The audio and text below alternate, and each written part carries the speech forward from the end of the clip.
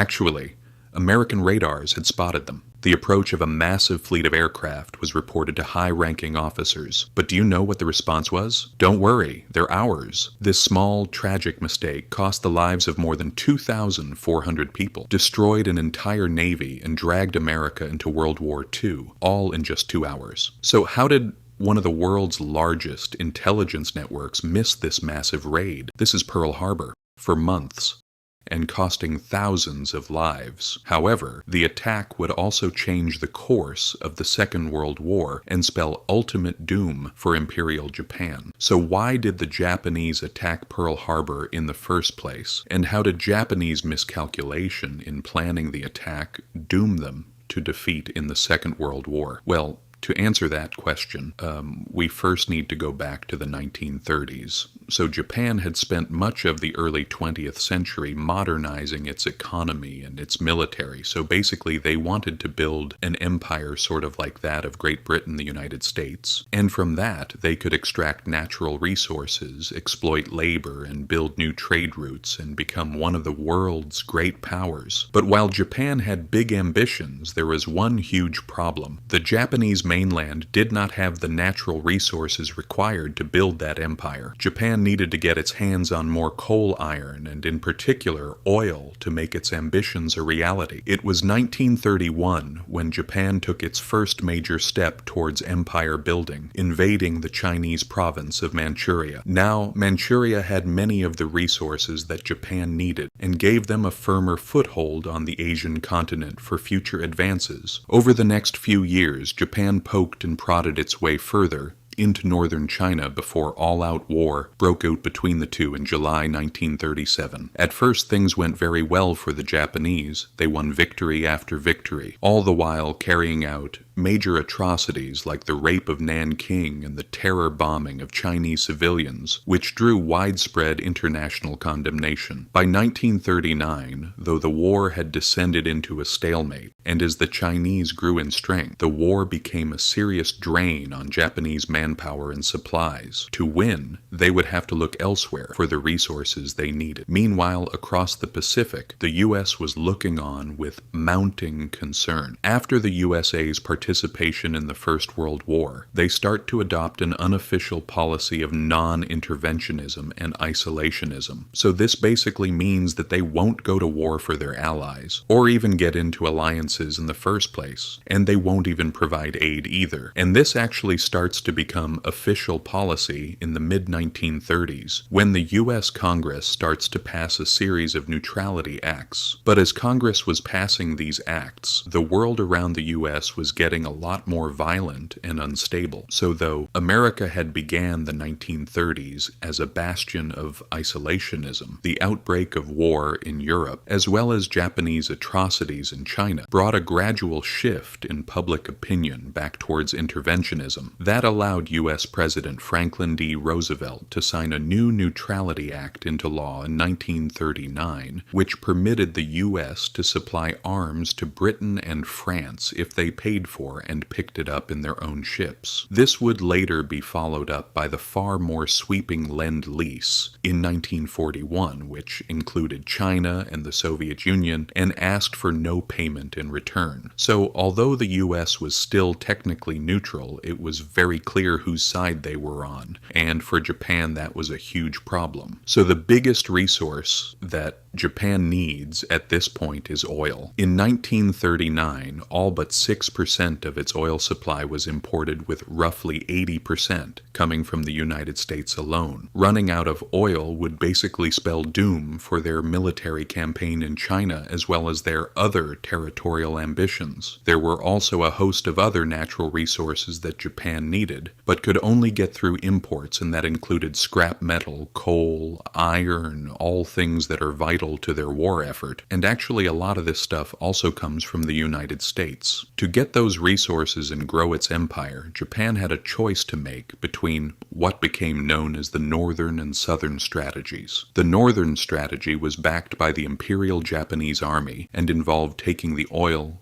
coal and iron-rich areas in China, Mongolia, and Siberia. The southern strategy, on the other hand, was backed by the Imperial Japanese Navy and instead involved striking south into British Malaya and the Dutch East Indies, similarly rich in oil and rubber. By the mid-1930s, the Northern Plan was already in full swing with attacks in Manchuria and China, and this had led to border disputes with the Soviets. These culminated in the huge Battle of Khalkhin Gol, which the Soviet-Mongolian forces won a major victory. Suddenly, Japan had to reconsider its plans. So Japan's defeat at Khalkhin Gol basically pours cold water on their plans for northward expansion in Siberia, as does the signing of a non-aggression pact between the Soviet Union and Germany in August 1939. When Germany invades the Soviet Union during Operation Barbarossa in June 1941, these plans for an invasion of Siberia are briefly reconsidered. But Japan is bogged down in China. They're running out of natural resources, and it just doesn't happen. With the army bogged down in China, it was the Navy who took up the mantle as Japan focused on its southern strategy instead. This began in earnest in 1940 when, in order to cut a key Chinese supply route, Japan entered the northern parts of French Indochina in an agreement with the Vichy French government. This worked in isolating the Chinese, but the U.S. saw it as yet another act of Japanese aggression that threatened U.S. interests in the Pacific. Coupled with Japan's recent alliance with Nazi Germany and Italy, the U.S. responded by imposing an embargo on iron, steel, and copper, all of which were essential to Japan's war industries and which were largely imported from the U.S. But the Japanese did not learn their lesson and occupied even more of French Indochina in July 1941 as a launch point for invasions further south. This time the Americans responded even more forcefully. So this time the U.S. responds by freezing all of Japan's assets in the United States, and this prevents Japan from purchasing oil. And right after this is followed up by Britain and the Netherlands, who control the Dutch East Indies, imposing oil embargoes of their own. So in one fell swoop, Japan loses 94% of its oil supply. Japan was in a crisis. They first attempted to negotiate with the U.S., who demanded their immediate withdrawal from China and the Tripartite Pact. But for Japan, accepting those demands was akin to complete defeat. Unwilling to give up their imperial ambitions, the Japanese felt their only option was to seize the natural resources they needed by force. That meant striking further south into British Malaya and the Dutch East Indies, who were both friendly with the U.S. Japan believed that this time the U.S. would almost certainly respond to their invasion with force of their own. The Japanese decided then that they had to blunt that U.S. response by attacking the U.S. Pacific Fleet at Anchor Pearl Harbor in Hawaii. By attacking Pearl Harbor, Japan believes that it can severely cripple the U.S. fleet and buy them time in the Pacific and Southeast Asia. So not only would they be able to launch their attacks without interference from the U.S., they would also have time to dig in defensively and consolidate their gains. So this is a really big gamble for Japan. They don't actually believe that they can win a long drawn-out war with the U.S., so their strategy really hinges on a short war. They believe that the U.S. probably won't have the stomach to fight this costly war against a dug-in enemy thousands of miles away across the Pacific, and they would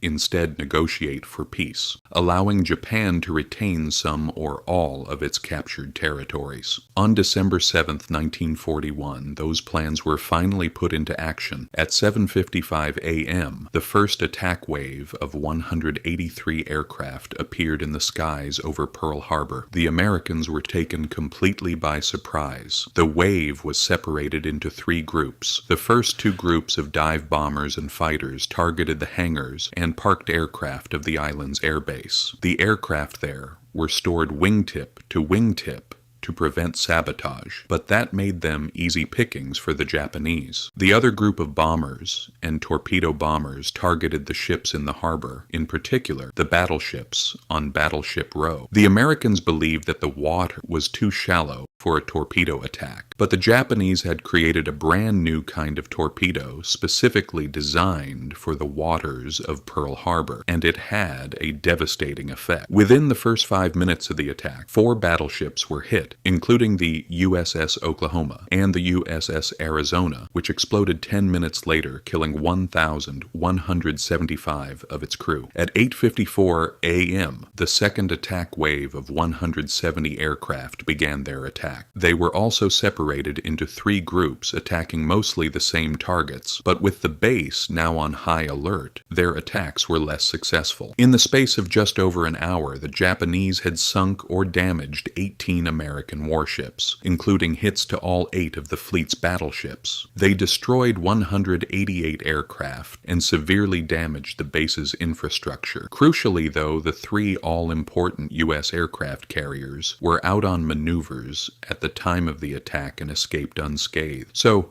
because Japan are sort of anticipating this short war that's going to lead to negotiations, their target selection focuses on the battleships, which are going to prevent the U.S. Pacific Fleet from coming out into Pacific and Southeast Asia and stopping the Japanese, and they're not thinking about things like the fuel depots and the repair shops that are actually going to allow America to pursue a longer war in the Pacific. The shallow depths meant that any ships that sunk, they didn't sink far down, so they were much easier to recover. Almost half of the deaths that day on the U.S. side were from the USS Arizona when it was hit and exploded, and the Imperial War Museum in London actually has a piece of the USS Arizona on display in its new Second World War galleries. And this is actually the first time that part of the USS Arizona has been displayed outside of the United States. Initially, the attack worked perfect. On the same day, the Japanese launched more or less simultaneous attacks in the Pacific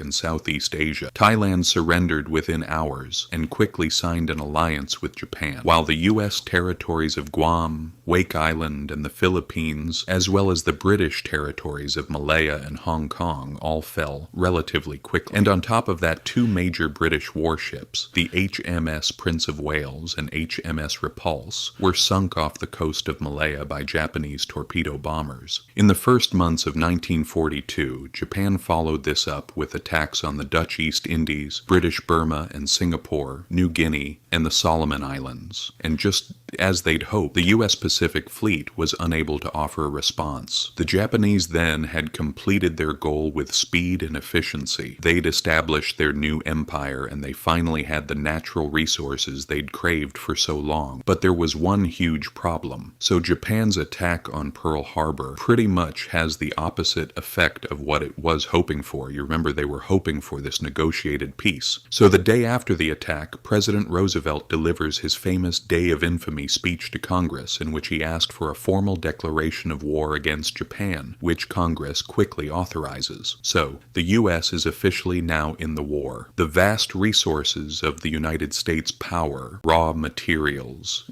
industrial production, all had to be mobilized to meet the demands of total war. So support for isolationism quickly melts away. There's a rapid expansion of the U.S. military, with hundreds of thousands of men volunteering to join, and the economy is fully mobilized onto a war footing. Japan's hopes for a short war completely evaporate, and they've now awoken this what many people call sleeping giant, and they're now committed to this long war in the Pacific and Southeast Asia, which ultimately they'll lose. The Japanese attack at Pearl Harbor was a huge gamble, and one which did not pay off. Japan's desire for an empire and the natural resources to go with it had slowly awoken the U.S. from its isolationism. Bogged down in China and unable to attack the Soviets, the Japanese decision to strike south resulted in a U.S. oil embargo, which gave Japan little choice other than to give up its ambitions or go to war. Their decision to fight paid off in the short term. But once the U.S. had geared up its war machine for Japan, there was little hope of victory.